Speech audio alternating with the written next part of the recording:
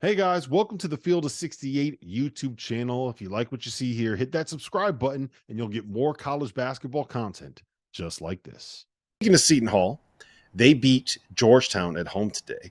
And there was I don't know if you would call this a funny incident or what, but one of the Seton Hall beat reporters captured an interaction with Ed Cooley and the Seton Hall student section.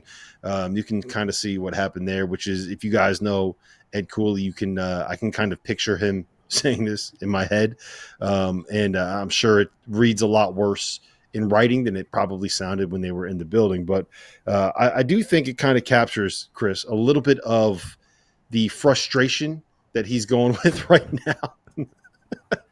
Have you ever run into that? You ever cussed out a student section before? No, I don't think I've cussed them out. There have been some funny ones over the years.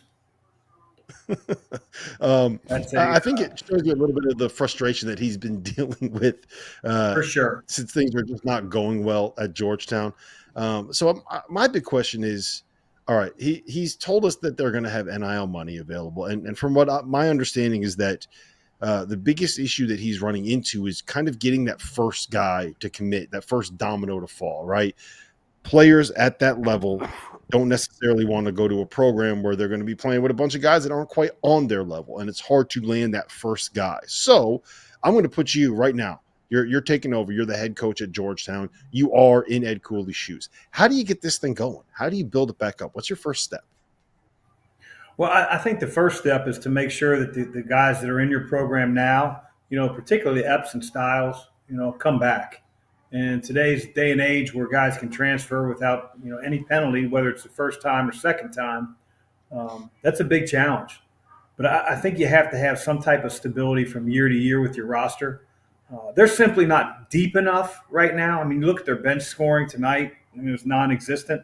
I'm not saying that their starting five can compete for a Big East championship, Rob, but, you have to build depth. If you can't necessarily have two or three of the best players in the league, you better have, 9 guys that you can count on night in, night out to play their asses off, to score a little bit, to play the way that you implement your program. And I don't think they have that right now. I think they have a few guys here and there. He may not be able to get, a Carmelo Anthony type guy or Hansbrough type guy in the offseason, but he's got to get more depth. I think he needs more quickness.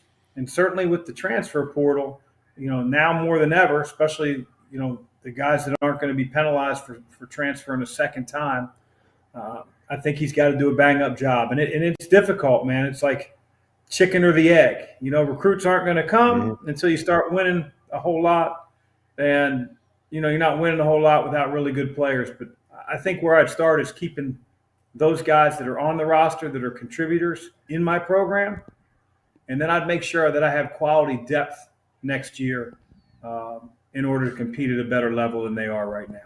Thank you for watching the Field of 68. If you've enjoyed what you've seen here, hit that like button, share this link with your friends, or check out the description for some other places that you can consume Field of 68 content.